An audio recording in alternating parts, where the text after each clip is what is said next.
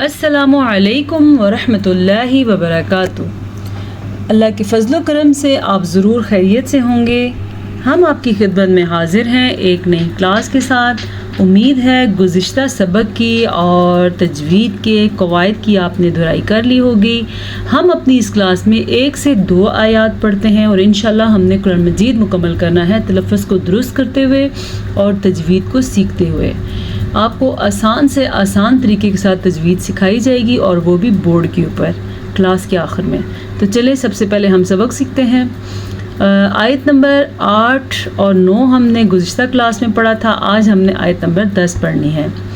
اعوذ باللہ من الشیطان الرجیم، بسم اللہ الرحمن الرحیم، یا ایہا الذین آمنوا۔ اچھا جی، سب سے پہلے تو آپ کو اس مد کے بارے میں پتہ ہونا چاہیے۔ اس مد کو آپ 3 حرکات عربیہ کے برابر لمبا کریں گے۔ اس کی مقدار 3 سیکنڈ تک ہوتی ہے، یعنی کہ یا، یہ اس کی مقدار ہے۔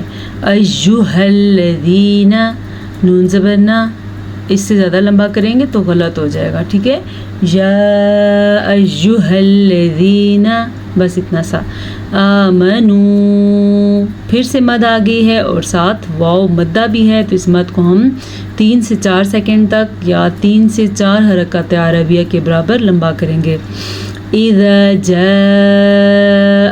المؤمنات، اذا، جب اس طرح الف آ جائے اور الف سے پہلے حرف پہ زبر آ جائے تو اسے الف مدہ کہتے ہیں، وہ الف پڑھا جاتا ہے۔ کتنا لمبا پڑھا جاتا ہے؟ اذا، اتنا لمبا۔ جاءکم المؤمنات، اچھا جی، جیم کی آگے جو الف آ رہا ہے اس کی مد کی مقدار اس مد کی مقدار میں سے زیادہ ہے۔ اس مد کو ہم 5 سیکنڈ تک لمبا کریں گے، ساتھ الف مدہ بھی ہے، تو کتنا لمبا کریں گے؟ جاءکم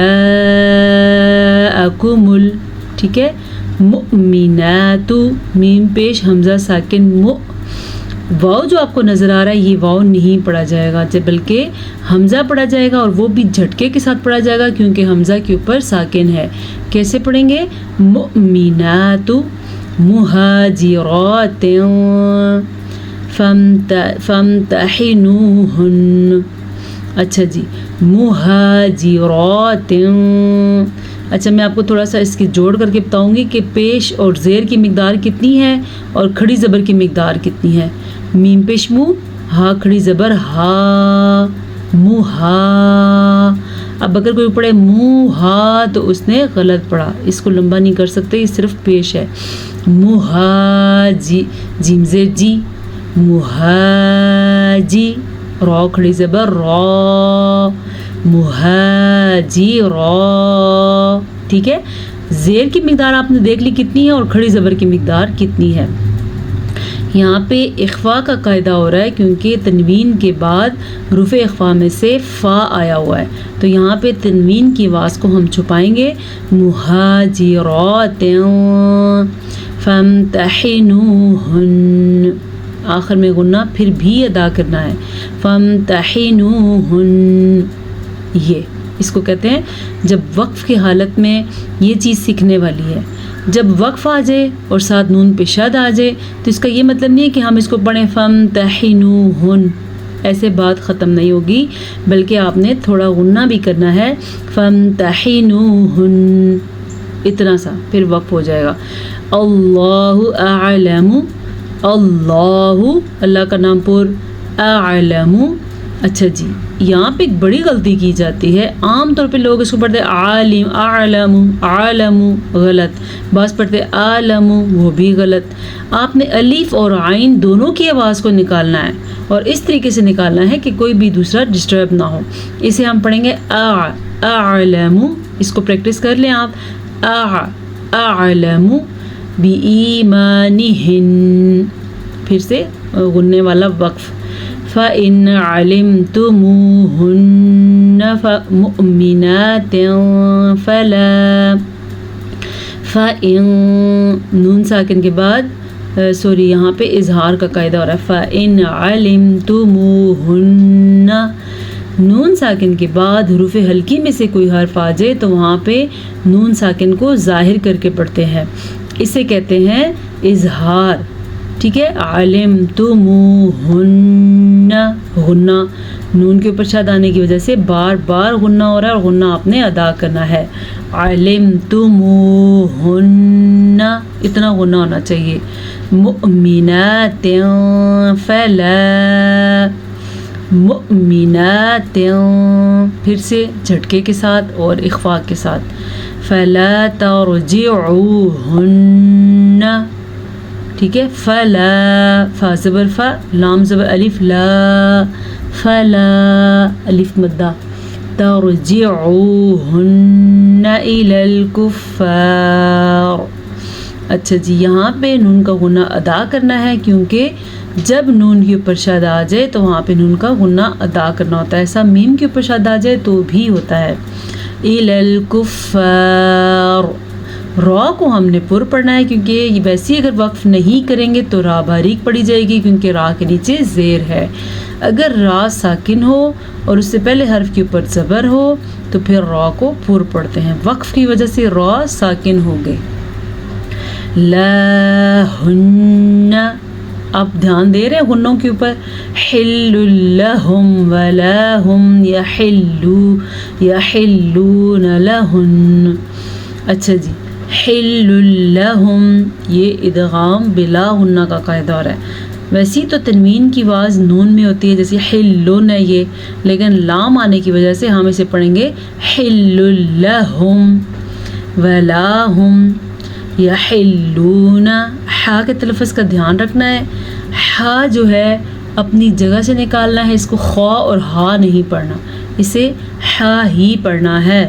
لہن وآتوہم ما، اچھا جی، میم ساکن کے بعد دوبارہ میم آ جائے تو وہاں پہ ادغام شفوی کا قاعدہ ہوتا ہے۔ اس کا قانون کیا ہے کہ وہاں پہ غنہ کرتے ہیں۔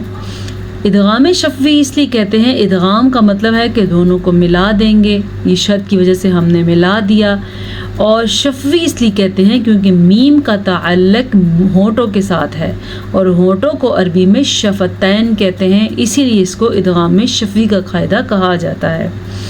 انفقوا ولا جناح علیکم، ولا الف مدہ، جناح، حا کے تلفظ کا خاص خیال رکھنا ہے، علیکم، عین کو آپ نے حلق سے نکالنا ہے۔ ان تنکحوہن، اچھا جی، یہ بہت اہم سبق ہے، یہاں پہ حا بھی آ رہا ہے اور ہا بھی آ رہا ہے، دونوں اکٹھے آ رہے ہیں۔ اب دونوں کی آوازوں کو آپ نے الگ الگ نکالنا ہے، ایسا نہیں کہ آپ پڑھیں تنکحوہن، غلط۔ اگر آپ پڑھیں گے تنکحوہن تو بھی غلط۔ ہا اور ہا، ہا ہا، ان دونوں کی آواز کا آپ نے تعین کرنا ہے اور درست طریقے سے نکالنا ہے۔ کیسے؟ سنیے، تنکحوہن، سمجھ آ رہا ہے؟ دونوں کے درمیان میں فرق کو سمجھ کے اس کو پڑھنے کی کوشش کریں۔ اذا آتیتموہن، غنّے بھی آپ کے ساتھ ساتھ چل رہے ہیں کیونکہ نون کے اوپر شد آ رہی ہے۔ اجورہن، ٹھیک ہے، یہاں پہ پھر اس سے وقف کی وجہ سے ہلکا سا غنّے کی آواز آئے گی۔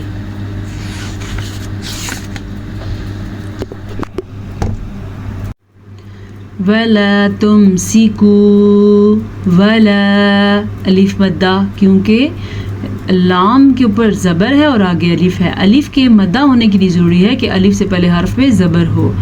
ولا تمسکوا، یہ واو مدہ، بعصام الکوافر، بعصام الکوافر، را باریک پڑھی جائے گی کیونکہ را کے نیچے زیر ہے، لیکن یہ لفظ سیکھنے والا ہے، اسے ہم پڑھیں گے بعصام الکوافر۔ واسألوا، واو مدہ، ما انفقتم، اب ادھر آپ نے کس کس چیز کا خیال رکھنا ہے؟ سب سے پہلے تو آپ نے مد ادا کرنی ہے، پھر آپ نے اخفا کا قاعدہ ادا کرنا ہے، یعنی کہ نون کو کسی حد تک چھپا کے پڑھنا ہے غنّے کے ساتھ، اور پھر یہاں پہ آپ نے قلقلہ بھی کرنا ہے۔ تو اس لیے قرآن مجید کو درست پڑھنا ضروری ہے کہ ہر ایک لفظ کے اندر دھیان رکھنے کی ضرورت ہوتی ہے۔ اسے ہم پڑھیں گے ما انفقتم وَلْيَسْأَلُوا مَا أَنفَقُوا، واو مدہ ادا کرنا ہے اور پھر یہ مد کو بھی ادا کرنا ہے، اخفا کا قاعدہ ادا کرنا ہے۔ نون ساکن کے بعد فا حروف اخفا میں سے آیا ہوا ہے، اسی لیے نون ساکن کو چھپا کے پڑھنا ہے غنّے کے ساتھ، پھر واو مدہ بھی ادا کرنا ہے۔ اس کے ساتھ ایک اور چیز کیا اہم ہے، قاف کو پور پڑھنا ہے۔ کیسے؟ انفقوا،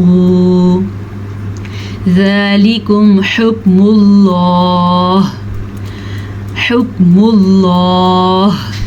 اچھا جی، ہا کے تلفظ کا آپ نے دھیان رکھا، کاف پہ قلقلہ نہیں کرنا کیونکہ یہ باریک کاف ہے۔ اللہ کے نام کو پر پڑا کیونکہ اللہ کے نام سے پہلے حرف پہ پیش ہے۔ البتہ اللہ کے نام پہ وقف آ رہا ہے تو آخر میں ہا کی آواز پہ وقف ہے تو ہا کی آواز بھی نکالنی ہے۔ کیسے؟ حکم اللہ یحکم بینکم واللہ علیم حکیم۔ واللہ، اللہ کا نام پر پڑھنا ہے کیونکہ اللہ کے نام سے پہلے حرف پہ زبر ہے۔ علیم حکیم میں اظہار کا قاعدہ ہو رہا ہے، جب نون ساکن یا تنوین کے بعد حروف حلقی میں سے کوئی حرف آ جائے تو وہاں پہ اظہار ہوتا ہے، یعنی کہ نون ساکن اور تنوین کی آواز کو ظاہر کر کے پڑھتے ہیں۔ آج ہم بورڈ پہ کچھ نیا سیکھیں گے، تو چلتے ہیں بورڈ کی طرف۔ جی، تو آج ہم نے پڑھنے ہیں زبان کے حصوں کے نام۔ آپ بھی سوچیں گے بھی تجوید میں زبان کے حصوں کا کیا کام؟ اگر کچھ لوگوں نے مجھے شروع سے جوائن کیا ہوا ہے تو وہ اچھی طرح جانتے ہوں گے، شروع کی کلاسز میں نے بتایا تھا کہ کون سا لفظ کس جگہ سے نکلتا ہے۔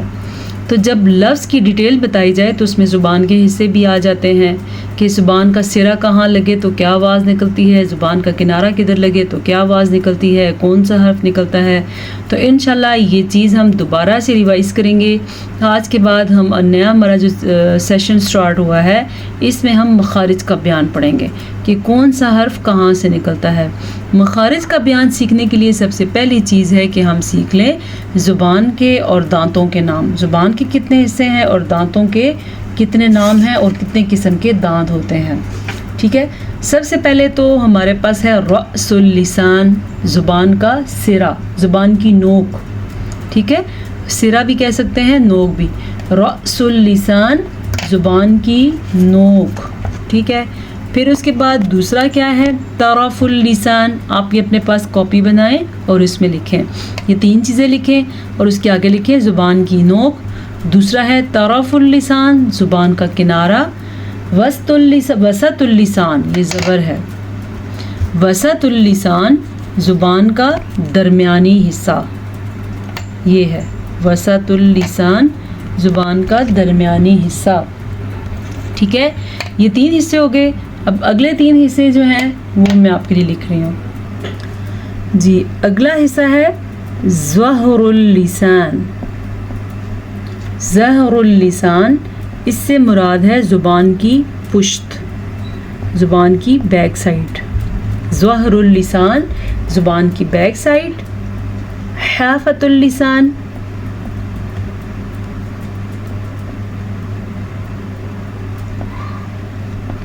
حافۃ اللسان، زبان کا موٹا حصہ۔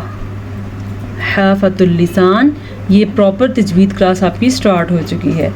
حافۃ اللسان، زبان کا موٹا حصہ۔ اور اصل اللسان، اگلا حصہ جو ہے یہ ساتھ آپ اردو میں لکھ لیں اپنے پاس، یا آپ انڈیا سے دیکھ رہے ہیں تو آپ ہندی میں اپنے پاس لکھ لیں۔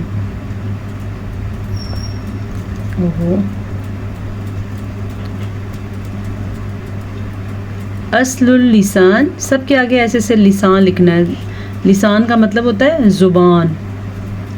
اصل اللسان، زبان کی جڑ، زبان کا آخری حصہ جو ہوتا ہے، یہاں سے نوک اور پھر جو بالکل آخر کا حصہ ہوتا ہے اسے کہتے ہیں اصل اللسان۔